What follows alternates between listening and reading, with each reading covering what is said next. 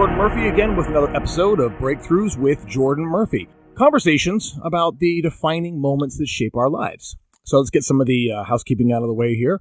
If you like what you're listening to on this podcast, if you've liked it so far and you're kind of keeping it to yourself, I'd say share it. Talk to your friends about it. Let them know. I mean, I love these conversations, but obviously I'm a little biased. But if you're enjoying these conversations, maybe some of your friends might as well. So share it. Spread the word. And if you have a chance, no matter where you're at, but if you're on iTunes, you can rate and review. Helps me out as well. Every little bit counts. So with all that said, I want to introduce the show here. I have a really interesting guest today. His name is Jeff Tidwell.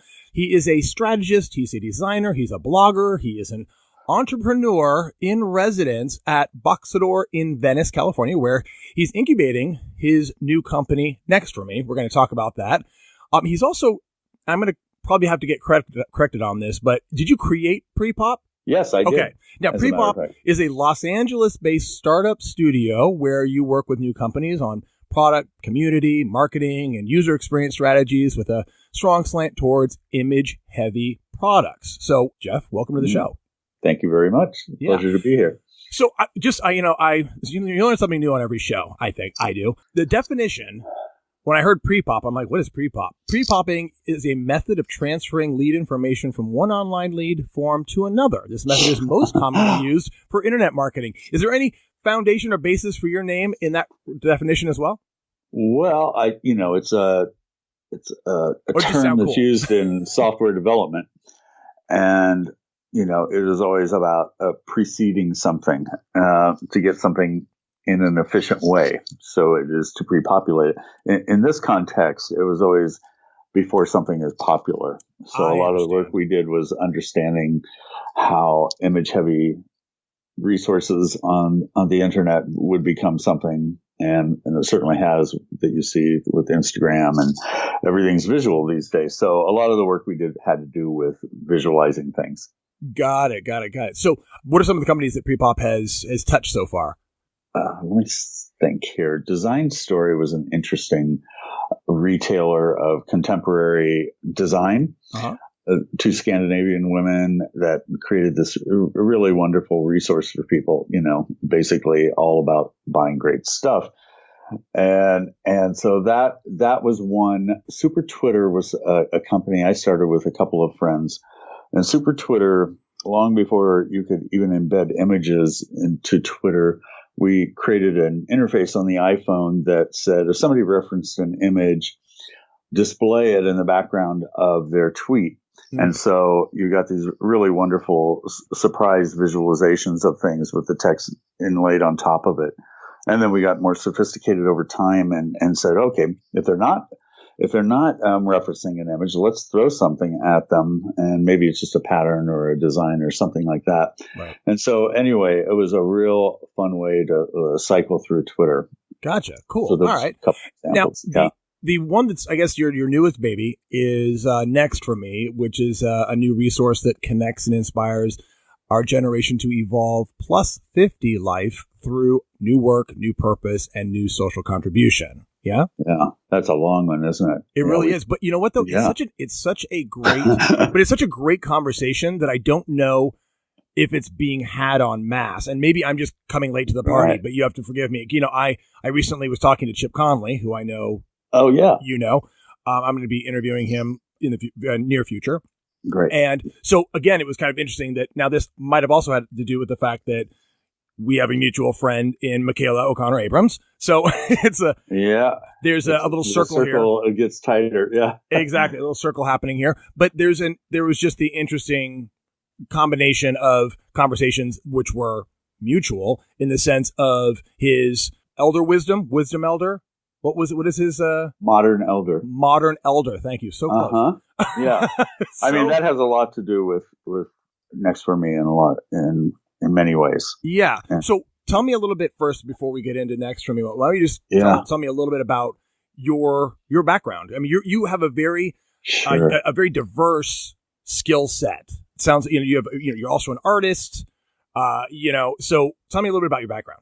All right. Well, that's part of the Next For Me story, I think, in some ways too, is that since we're living longer and we have longer careers and longer lives to follow things that we think are interesting, people do have a more diverse portfolio, if you will, or a resume. And for me, I could never, go only down one path. I had a lot of things that I'm curious about, and so I squeeze them in. Professionally, I started in alternative newspapers, and in those days, late 70s, early 80s, they were a thing before the internet, where alternative voices could be heard from, and they were something you pick up every week, at the coffee shop or what have you, and that's where you'd find out where concerts were happening, about interesting things in politics in your local area, that kind of thing. Mm-hmm. So that was really pivotal. Worked with some amazing people in Santa Barbara and Phoenix that went on to do amazing things on the internet and change policies all over the place. So that was a great young education. And then, so I got the publishing bug at that point and saw how it was a connector for people who might not have a voice otherwise, mm-hmm. that it sort of leveled the playing field about the power structures of what, publishing meant, which was 3 networks and a few newspapers. It changed all of that. And that came from, Vietnam era activism, and kept going for a long time into all sorts of other causes that were coming along. So when the internet came along, it was, beautiful to me because if you could reach, 100,000 people in your local community, this is a way to reach millions and millions, and anybody could be a publisher. There were tools that were coming out that made that easy. And to this day, they continue to become easier and easier. And so if what you're saying has some value to people, you can attract an audience that way. Right. So that had a lot to do with all of this. And, and the art thing is just, I'm visual and everything is visual to me. So I get that out of my system in other ways, usually with oil paints and things like that. Yeah. There's just such a freedom that I hear in being able to express all facets of you. No limitations. Yeah, absolutely. It's not always easy, but it's just the way it is. So, I'm at peace with it at this stage. I'll be 60 in July. So there you go. All right. I am. Well, that's the new 30, right? Honestly, no. This is such. There's a new black or a new. I know. I don't know. I'm joking only because I hear that we always hear that statement. Yeah. But it is an interesting conversation because, like you said, or you can read that we're all living longer. We're not going anywhere. The likelihood of having Social Security, taking care of us is unlikely. So we better figure out what we're going to do on the back nine. And that's, my mom is almost 70 and is spry. She travels to Europe and she's like a gypsy and, she's got a lot of energy and ideas and so she's trying to be, she continues to be creative as well. So it's not stopping anytime soon. So having these resources that you're creating in this conversation that we're talking about, I think is inevitable. Yeah. And there are too many of us to ignore. And the consequences of ignoring this are too great. Yeah. Especially from the financial side of things. Well, it's a market that should be spoken to. Right. Yeah.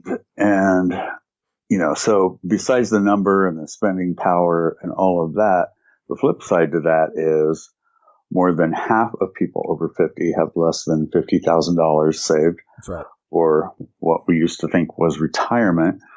And the workplace is not necessarily welcoming to people over 50. And so this conversation is getting louder and louder. And a lot of people have their heads in the sand about it, including HR departments and organizations that sort of have baked in ageism into their DNA. Mm-hmm. and it's going to explode in a big, amazing thing pretty darn soon.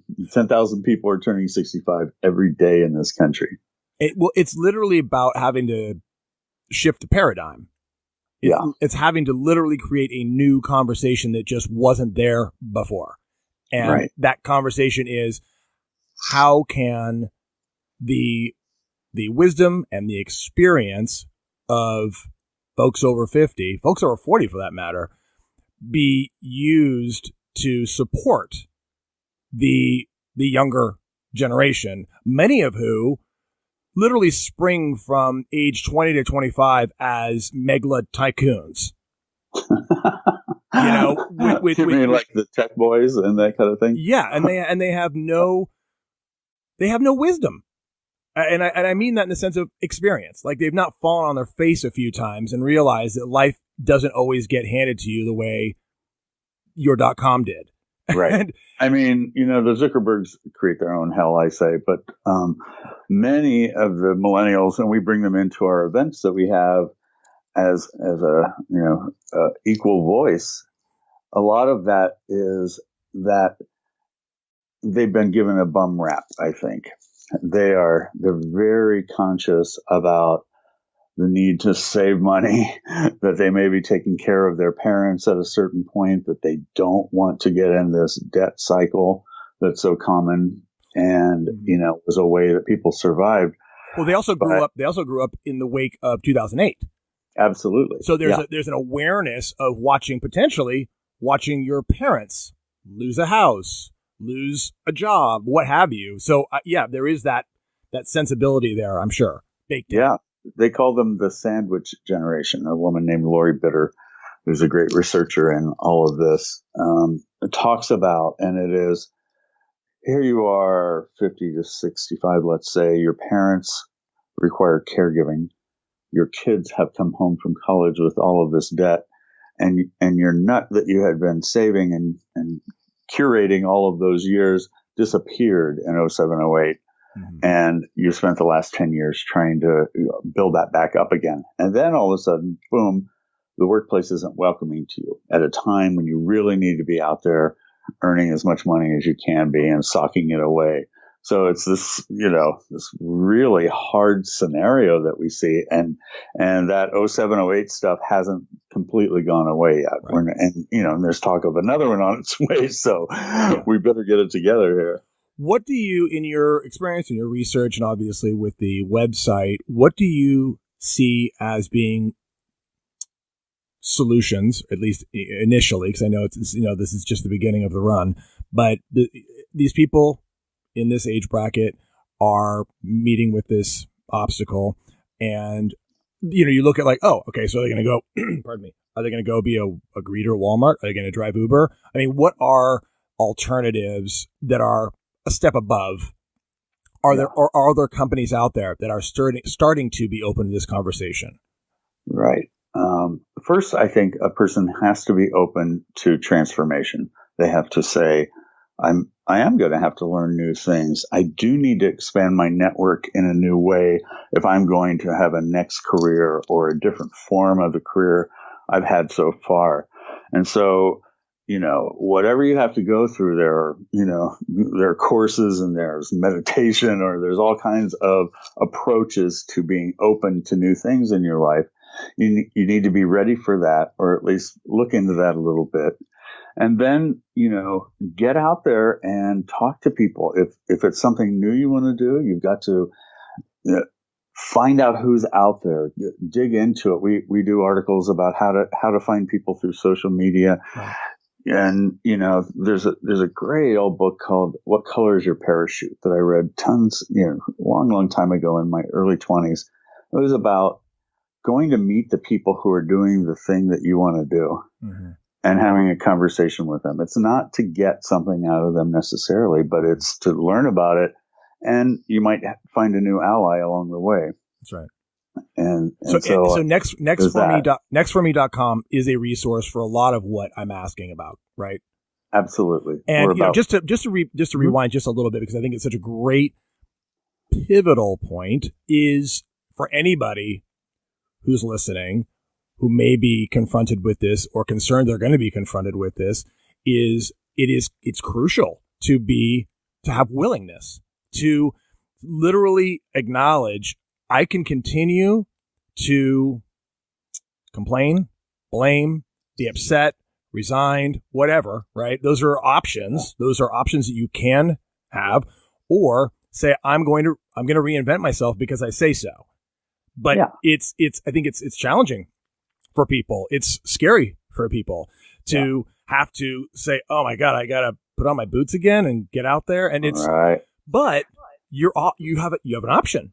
You can keep on doing what you're doing and then fast forward 3 years, 5 years, 10 years. How's your life looking? And actually, if you do that exercise, I'm willing to bet that you're not going to end at a particularly happy location. Yeah. I've done that exercise in my life before. If I keep on doing this, I'm going to likely get that worse times 10. And it's kind of a cool exercise because, that the notion of us, we only do things in our life for two reasons, pain or pleasure. Mm-hmm. So if you can create enough pain in your life to a certain degree, and I mean, like, imagine the pain and consider, if I don't make some life changes here, I'm going to end up in a not so pretty place because I can't rely on my kids. I can't rely on my spouse. I can't rely on whatever it is. Yeah. So that willingness to step out of your comfort zone, or I guess out of your discomfort zone to a certain degree, into something new, and consider that it's going to be the best choice you ever made.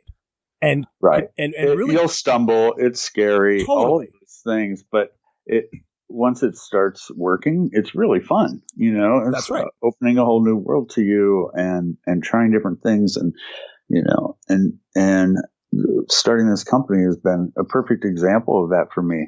I'm in my uncomfortable zone about 3/4 of the time doing this because I'm putting myself out there and taking a risk, and there might be easier ways for me to survive, but there's nothing more fulfilling than what I'm doing right now. So live with it and work your way through it, I guess.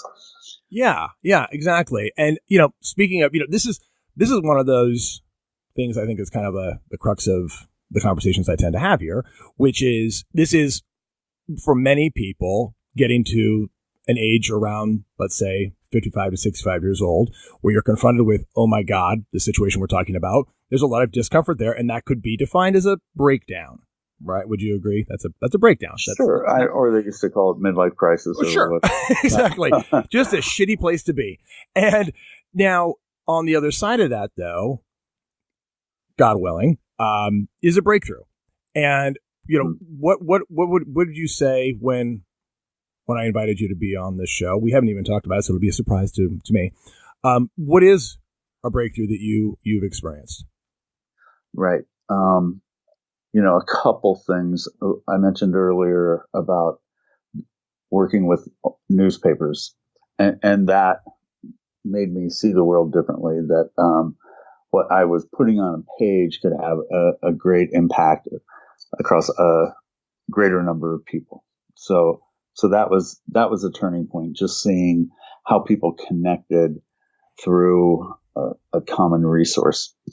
Then, the breakthrough that happened with Next for me is that across my desk came an invitation to speak at this conference called Tech Inclusion. Mm-hmm. How or why, I'll never know. But I applied for the speaking slot and got it, and it was around the idea of being 60 and gay in tech.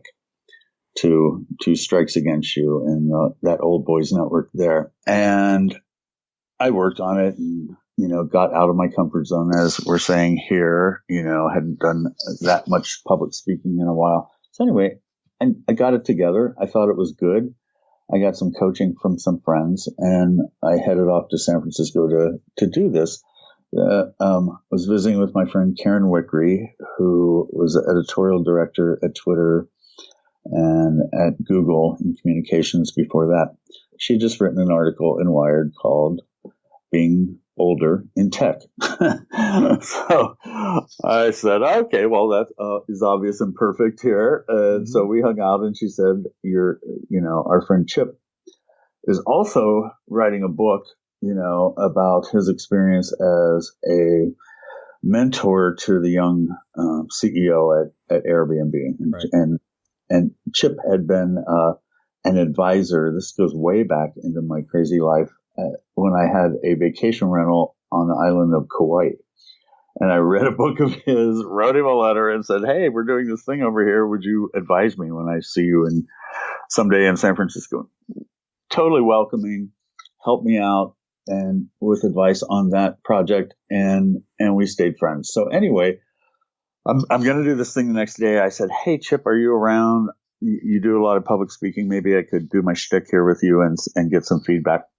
We met up. He told me what had been happening at Airbnb, where he began as a mentor and very soon realized he was an intern, and ended up writing this book about it called Wisdom at Work: The Making of a Modern Elder. A lot to do with intergenerational exchanges and collaboration and that sort of thing. And he was, in fact, starting this institute or academy down on this property in Baja. He's an old hotelier. Yep. And the courses were all about this transitioning period in your life, where who you had been leading up to this point, taking, what some people do after college, a gap year, or taking a gap in any form you can as an adult, and then looking at what's coming next. So I told him, oh my God, well, I've been thinking about this. I have this domain name called Next for Me, which I had acquired a few years ago for something similar. He said, do it. And within a month, we were incorporated, got a small amount of friends and family funding, and we've been doing it since. It's 1 year almost to the day. Yeah, 2 days from now. And so it evolved from being about this generation to being about work and financial health, because those things have got to come first. And then the financial realities have to get nailed down. And then, which there's plenty of media out there that talks about, oh, my knees, I'm going to need that operation, or the strains of caregiving and all of that stuff, all extremely relevant for people as they age. But if this work thing and the financial health thing doesn't get nailed down a lot better than it is today, those things are just going to be worse. Right. So let me just back up just a little bit, because you said that you were invited to do a talk and you were confronted, because your experience tends to be, it sounds like, to be a writer, to be a blogger, somebody who speaks from the screen and from typing and sending information out that way. So as far as kind of confronting that, you said you got it together. What did you do to get it together? What are some of your strategies for getting it together? Now, obviously, I think getting a mentor is one of them in talking to Chip and bouncing it off somebody, but what else? So we had to put the technical infrastructure in place. And so I brought on a co-founder from a more technical and media side, whose name is Drew Domkis. And Drew, along with his wife, were in 2004 one of the absolute very first podcasters. And they had a show called The Dawn and Drew Show, which was this irreverent back and forth between a husband and wife, two former punks living on a retired dairy farm in Wisconsin. It was hilarious. It completely captured my imagination. And it was in this new medium, which was coming through your iPod, and you had to download and do all of these things. But I was geeky enough that I found my way through it, and I just loved it. And once again, it was the democratization of the media, right? Yep. Here were these two people on an old farm in Wisconsin, suddenly across the country, or in USA Today, and being interviewed by everybody, and this whole thing. But anyway, they were great fun, and he's a thoughtful technologist. So we put together the site, using off the shelf or, open source technologies. Nobody knew how to podcast and get that stuff out there in the channels better than Drew. And that was from the product side of it. And then we had to start writing and aggregating information from across the web. And Carol McManus, who's a long colleague, she ran communities for me at E-Trade and was at Baby Center doing the same thing. Is a great writer and knows how people connect online. She's on the board of the Well, which was one of the very first online communities, with very hacky technology at the time, I think. So she and I worked together for decades. Drew and I have worked together for over a decade, and those pieces were in place. So we decided, how we'd execute on that. And the plan was a weekly newsletter, and we were following along the model of something called the Skim, which is for millennial women news that comes out daily. They've grown to 6 million subscribers. Really a great story. And that was our process. So we did that. I put together a board of advisors, which included Chip and Karen that I just spoke of, a really great guy who's a coach from me named Roy Burston, was one of the co-founders of Me Too, which is a Latin network with, millions of people, chunking up these videos and things like that.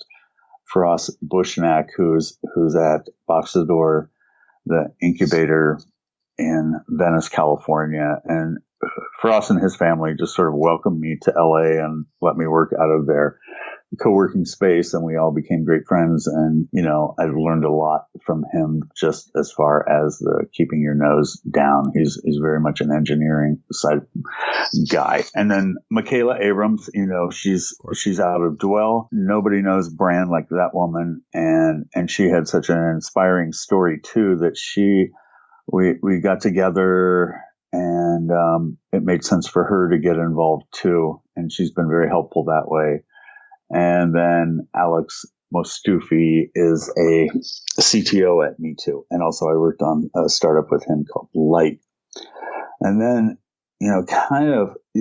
these people all matter so much in the makeup of what we're doing. That's why I'm dwelling a little bit here. Yeah. Excuse the expression.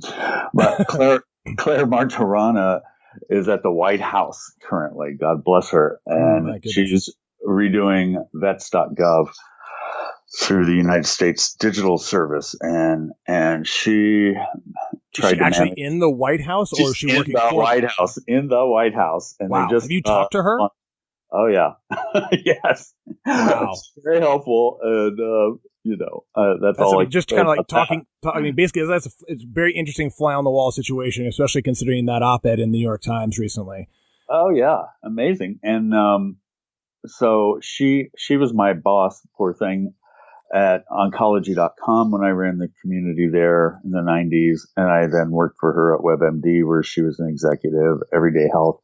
And she's really about these, change the world sort of things. Like vets.gov was a huge mess and difficult for people to use who had trouble and all of this stuff. And she's turned that around. So, and then Pam Kramer was my boss at E-Trade when I ran the online community there. And we worked together for many companies since then.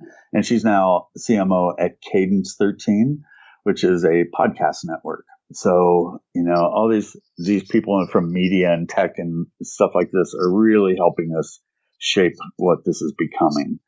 So I'm most proud of that, I think, as far as anything. And then the stories we get from people who say, hey, this was great. This made me think about where I'm at in a whole different way. So yeah. Well, that's I think one of the keys is really helping people to get a new perspective, because I think it's easy to get stuck in our past or our old perspectives on how things are going to go. But being able to provide new information gives us, I think, at least in my experience, freedom and opening. If that means, if that makes any sense. It's a uncomfortable, embarrassing topic. I think that was also the other point I wanted to make, as far as there's that willingness to say, I needed to consider doing something different, and a willingness to give up or to dance with the ego, because the ego may not be going anywhere necessarily, but there is something to be said about letting the ego run you and having an ego. Yeah. I mean, we've been told our whole lives, oh, follow these rules, go to college, save your money, and you'll go play golf or whatever you will do. And it hasn't turned out that way for people. And so they feel, and sometimes like they've done something wrong or they failed and that kind of thing. So creating environments, which we're doing in our events that we're doing around the country, gives people that chance to have that conversation in a safe place that they don't need to be embarrassed about. Yeah. And to hopefully find some empowerment. Mm-hmm. Absolutely. That's, I think, the key is I think we all get stuck, first of all, in feeling a dent in our self-esteem and being able to create some environment, which is what it sounds like you guys are doing, creating some sort of environment where you're given permission. You're told it's okay what you're going through. We're here to help. We're all here to help. I mean, let it be a community experience also that says you're not alone. I think that's another piece of it is it's easy to isolate yourself in this situation and not say anything to anybody and just freak the hell out. But, the ability to say, okay, I can push through this, and consider that oftentimes just on the other side, I think breakthroughs and breakdowns are just the same two sides of the same coin. Right. Just the other side is a breakthrough if you're willing to take some action. And sometimes, as we keep on saying, that action might be uncomfortable. Great. You know what? That uncomfortable it could last just a few minutes. We make up this huge story about how things are going to be terrible. And then, I remember recently, I ended up having a conversation with my wife. I've been married 16 years, and we do our best to be in consistent, honest communication with each other. And there was something that was coming up in our relationship that we just kept on running into it, arguing about the same situation, painted differently, colored differently, but I was right, she was right. That's a problem.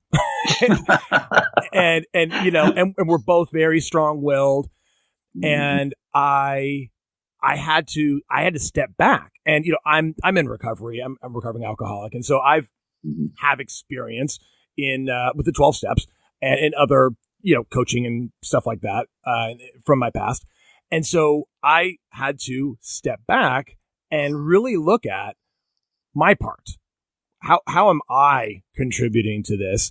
And I dwelled on it for quite a while because you know what? I thought we keep on doing this and she's not doing it alone. I mean, I'm part of this. It takes two to tango, right? And I had to really step back and look at why is it that we keep on running into this situation, and her feeling specifically like I'm not supporting her. She's supporting me all the time. That was kind of the crux of it. Mm-hmm. And what I realized was I am not, and this is what I'd say to her. I'd say, I'm not supporting you as well as you're supporting me because I don't know what to support you in. I don't feel that you even know what you want. I don't think it's clear to me right now. Great. Now here we are still not in a solution because if she admits that, like, my God, you're right. So I'm mulling over this in my head. And my point here is that, it kind of goes, sometimes it takes a long time to get a short distance. And, and I literally realized that she has been struggling with getting clarity about what she wants to do, like new in her life, like not what she's doing now, but what she wants to do new in her life and how to go about getting there. She's struggling with even birthing it. And here I am over here. I'm the kind of guy who says, I got an idea. I'm going to go figure it out and I'm going to do it. I mean, and I might screw up. I may not do it well, whatever, but I'm the kind of guy who just jumps in and does it. She's not. So you were trying to solve for what works for you. Correct. Exactly.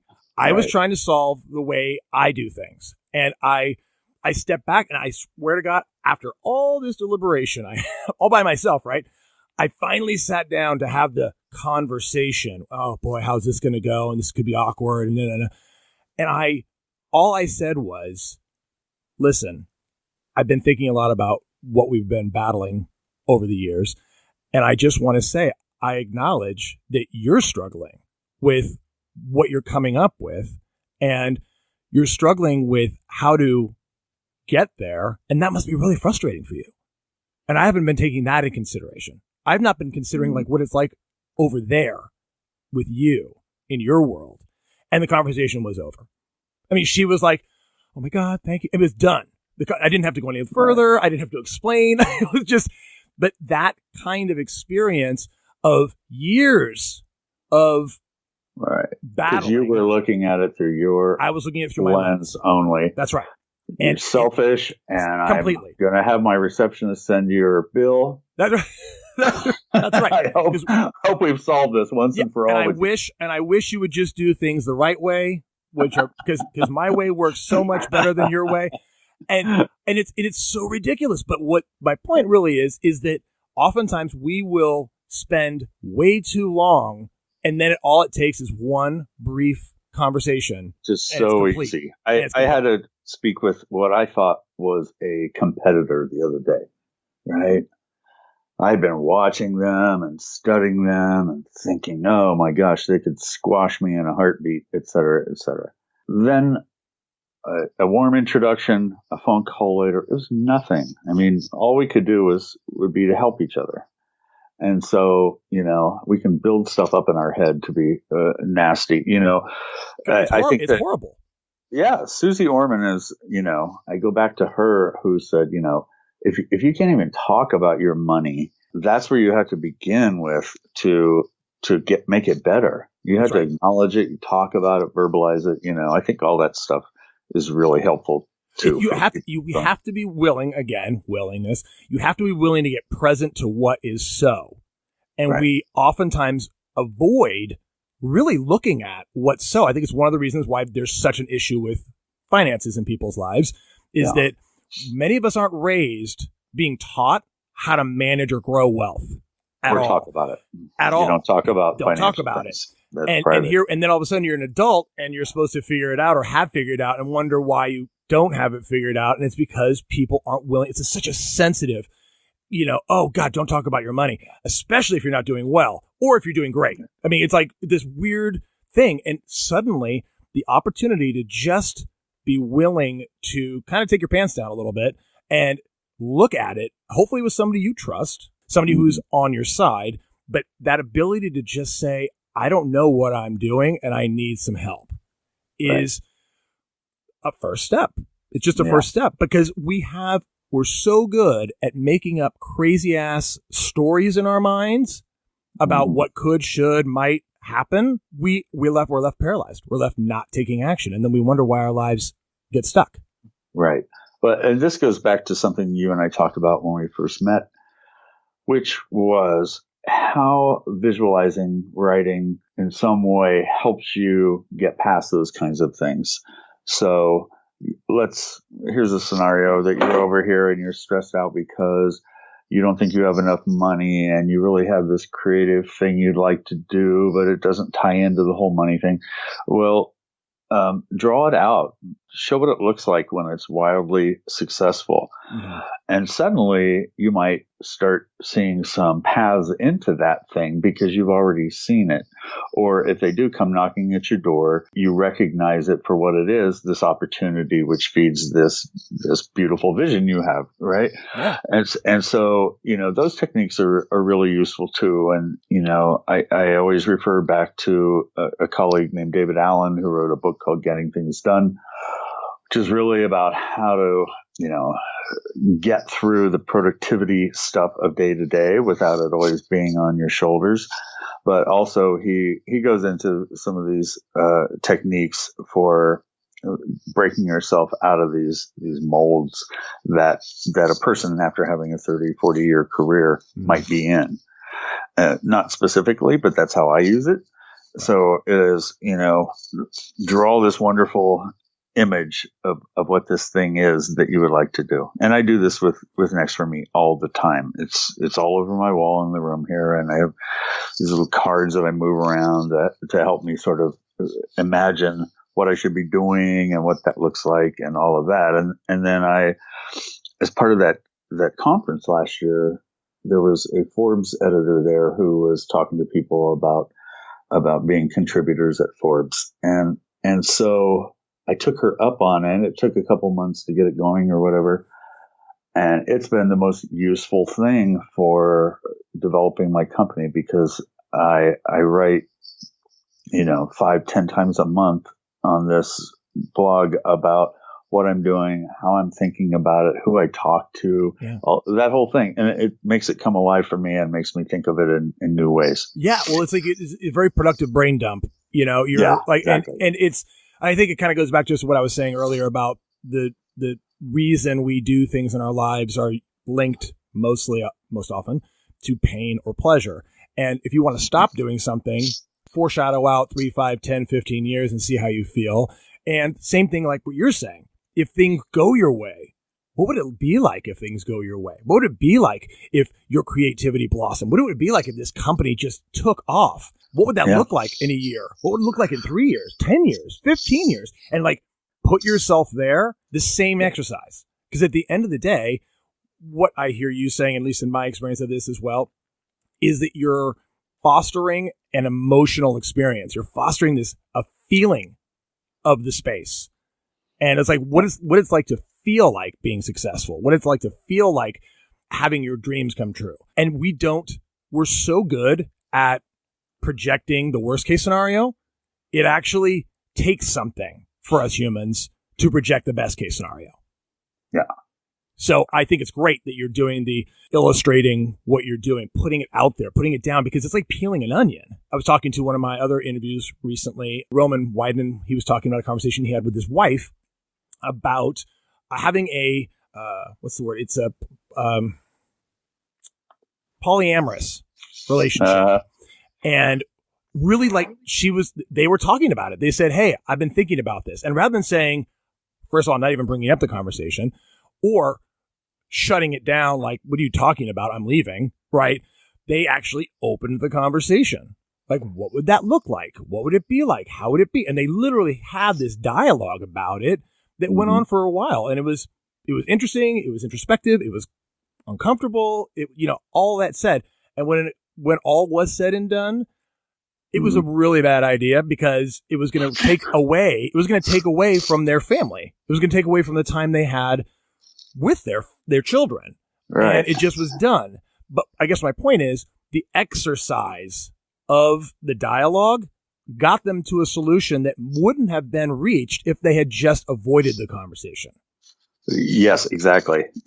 So it's like, just stop avoiding stuff that's uncomfortable and embrace it. There's something in the brain called the reticular activating system. And this is how this bundle of nerves talk to each other. And the crux of it to me was always the brain cannot distinguish between fiction and truth. That's right. And so if you're drawing a picture and that looks good to you, your brain's saying, okay, that's where I am. And I'll proceed that way. Mm-hmm. And it comes and goes, I'm sure, in all kinds of ways I don't know. It is. No, it's, you look at anybody who, for example, is a professional athlete, for example, an Olympic athlete, an NBA basketball player. They will visualize themselves hitting every single basket. They will visualize themselves going through their routine on the floor or on the bars or in the pool, and they'll visualize themselves doing it and winning the gold. And the same chemicals that get fired in the brain when you actually do it are fired when you're imagining yourself doing it. Right. Yeah. So that's part of it, but it also becomes, just like you said, a self-fulfilling prophecy. You actually manifest what you're focusing on. But, it's not, again, these things aren't taught. They're not, right. My kids actually recently, I found it was really exciting actually, because I'm a big fan of the conversation of rigorous mindfulness, and I'm working on it. I'm not a pro. I'm still figuring it out, but I found that some stuff that I've been doing is working. And I'm looking at my kids and I talk to them about it. But then what was really cool is that actually in their schools, they actually have implemented mindfulness into the curriculum. Great. And I'm like, whoa, that is extraordinary. The ability to just stop down, even if it is 5 minutes of meditation, a breathing exercise, that's a start as far as I'm concerned with mindfulness. just quieting the mind. That takes something in and of itself for many people, Right. But yeah, just be present and see what's going on. It's why Phil Jackson coached the Bulls that way. He taught them to meditate, because if you can quiet your mind to the point where you're just dealing with one thing, or addressing one thing and observing it and being very present with it, you'll hit that 3-pointer or whatever your field is.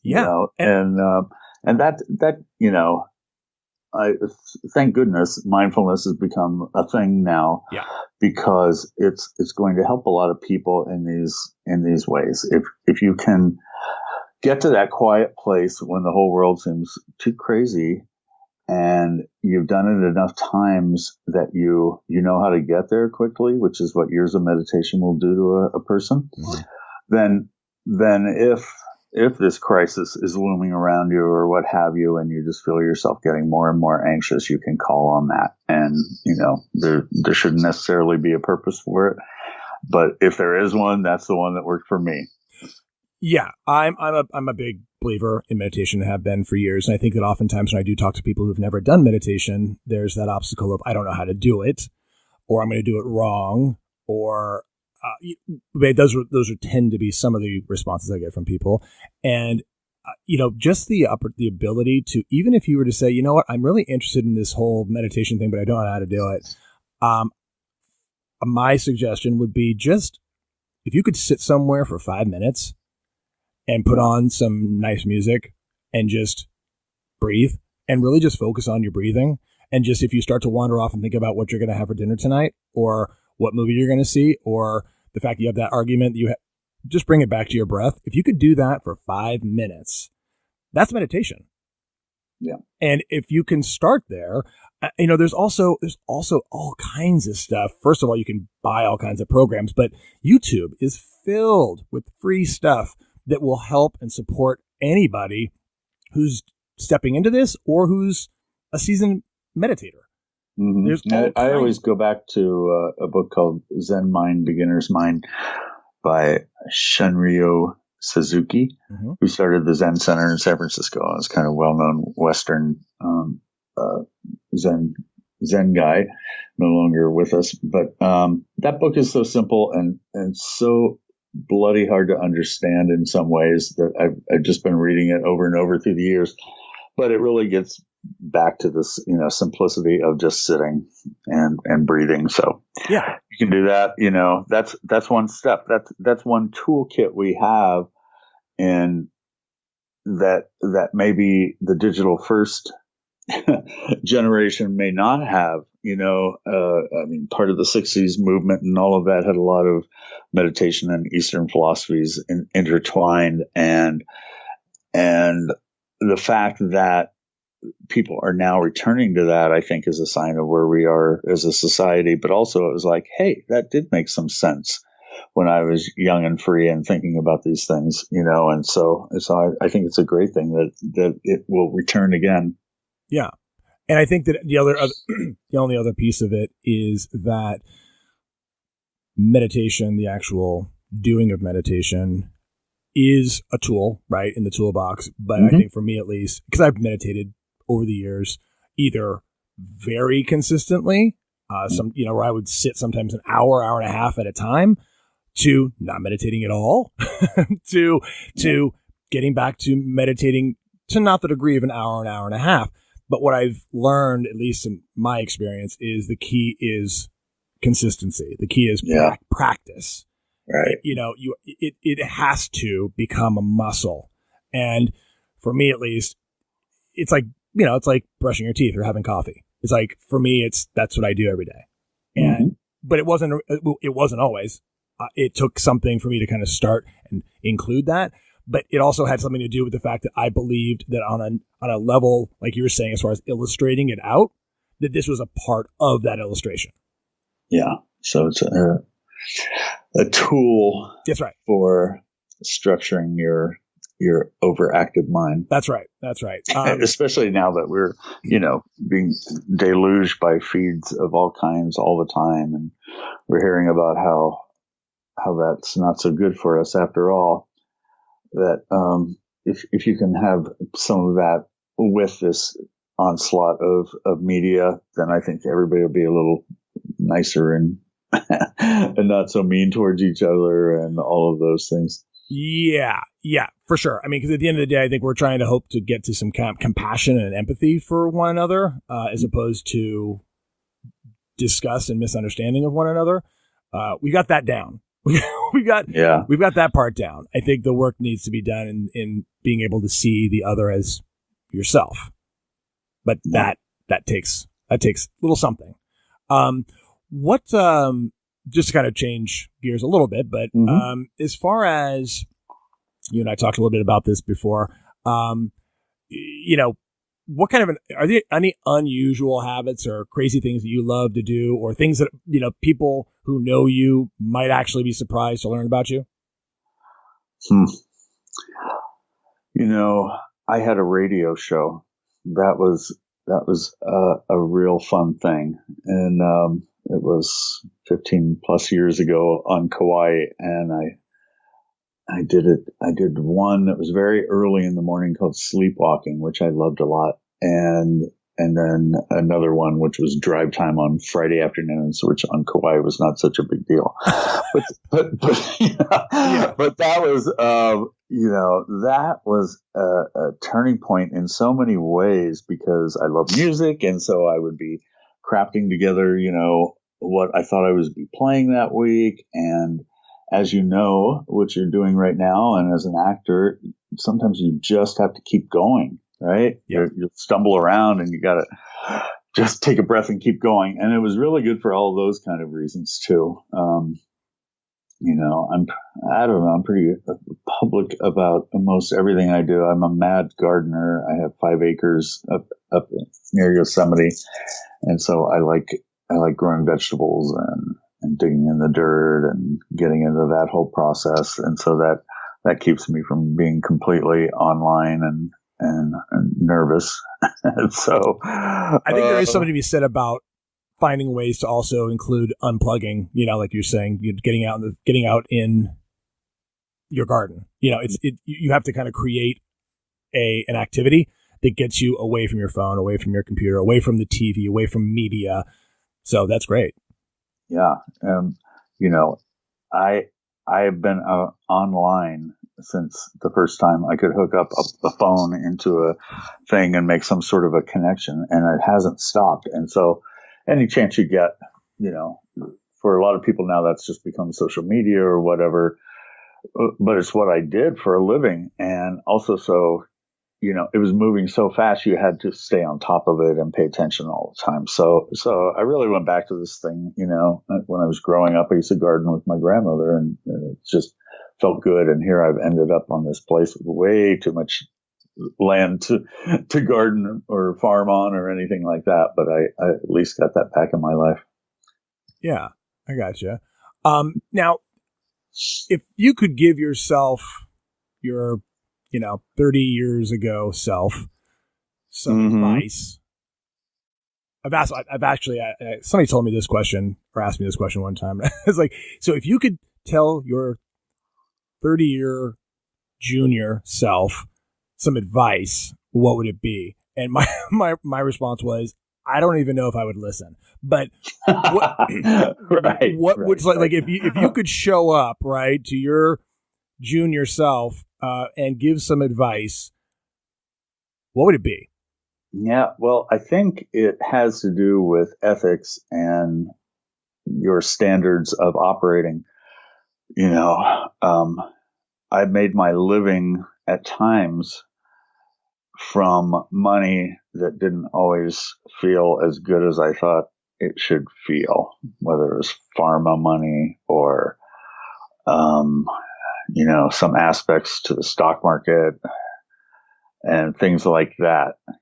I think I did well within those contexts, but, there's nothing like having a moral foundation that you adhere to when you take on things. And that gives you the proper lens to look through. Because if you don't lead with that, you could get in the muck of the process of it and come out the other side and not feel so good about what you're doing. So, what are your standards that you want to live up to? Define those, and always use that as a consideration before you step into something. Oh, that's really good. I think that it's something that and I guess I wonder, like, did I have standards and ethics and values, 30 years ago? It's like, really though, I mean, I feel like, do we grow into those, or are we born with those? Are we raised with those? I mean, I think I had a moral barometer. I don't want to say that I was just a complete madman. I knew the difference between right and wrong, but I'm just thinking out loud. It's just, how we develop our beliefs and values somewhat comes from time. Yeah, you have to stumble through things. You have to do things wrong. Yeah. Yeah. It's just make mistakes and feel bad about it and try to make it better.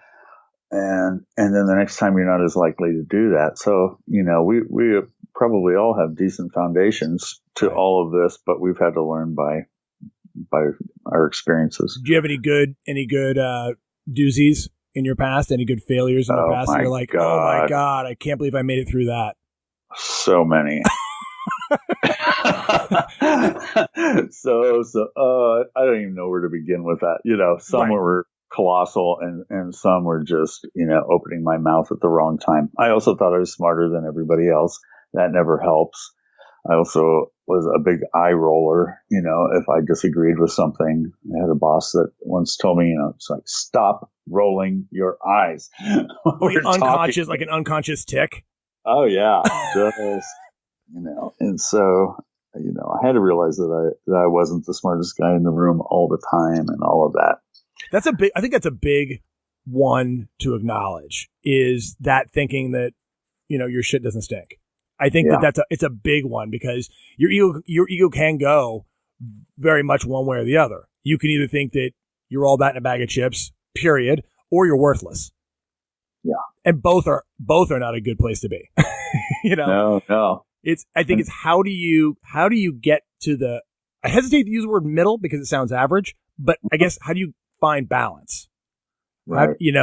Between, I was sharing this with someone recently, just about when things go really, really well, it's easy to add, oh my God, I'm so awesome, right? It must be because I'm so great. Or when things go terribly, you wallow in despair. Like, oh my God, I'm worthless. I'm not good enough. Right. And both of them have a very high and low emotional vibration experience, what have you. Right. But I think for me, if I can find a way to experience life from a more balanced place when things happen, I don't add as much meaning to either one of them as opposed to just gratitude for it. I'm finding that that's giving me a little bit more sanity also. I am not perfect. I am still working it out, but it's one of those, like you said, you make a lot of mistakes and you see, gosh, I keep doing that. Every time that happens, I do that and it's miserable. Why do I keep doing it? And so I think it's that part of it for me, is like identifying those patterns and being able to step outside and witness you doing you, and you have to work with other people. Collaboration is a real key to this, because if you live in an isolated world where it's, I work alone a lot, and if I'm not interacting with other people, I can get caught in my own traps and thinking in one sort of a way or another. And so I really go out of my way to interact with other people. I always think, oh God, here I should be doing X or what have you. Every time you do it, you get better. You're bouncing stuff off of somebody. You're looking at it from another perspective. And so it is get away from yourself a little bit too. Yeah. I heard somebody say this many years ago, and I keep on borrowing it, is that, isolating yourself, obviously, like you said, you kind of get left alone with yourself and your mind, and that the mind's a dangerous neighborhood. Yes, it's a dangerous neighborhood. It really is, and the mind is tricky. It will tell you things and you'll believe them. Right. Right. You know, the difference between fiction and truth. Yeah. Right. And like you said, the subconscious mind doesn't care. The subconscious mind is going to respond in like to whatever you're focusing on. So if in your mind, you're believing a bunch of bullshit created by your ego that's trying to protect you somehow, but it's dangerous. Yeah. You know, there's another voice in there that I think has a little bit more truth to it, I guess, and trying to just discern that voice is a trick, you know, in and of itself. But anyway, well, Jeff, I thank you so much. I mean, we've been talking for about an hour now, which is fantastic. Oh, nice. Oh, and, great. Yeah, great. No, which is fantastic. And I thank you. And I really wish you all the best with Next for Me, because it's such a great conversation and such a great new space for us to be exploring. And I, you know, God willing, it gets bigger, you know, Great. And I'm going to be talking to Chip, you know, in a week or so. And so like this continuous conversation being heard by as many people as possible, God willing, especially the ones who need to hear it, and the younger generation. Because I mean, at the end of the day, it's about commingling, right? It's about coming together. It's not just, how are these 50 plus people going to survive? It's how do we survive together as a community? Yeah. So I agree. Yeah. And I thank you very much for having me. It's always good to talk about what you're doing, as we just said. And here other people are joining in here. I think there's a movement afoot, and so get on board, everybody. This could be fun. Yeah. Thanks again, Jeff. I'll talk to you soon. Thank you so much. Stay tuned for more episodes of Breakthroughs with Jordan Murphy. Check out my website at breakthroughswithjordanmurphy.com. Stay connected on Instagram at Breakthroughs with Jordan and Twitter at Jordan D. Murphy. And if you have a great story to share, as I'm sure many of you do, go to my website at breakthroughswithjordanmurphy.com and shoot me an abbreviated version of your story to my email. I'll give it a read and maybe share a couple of them on the show.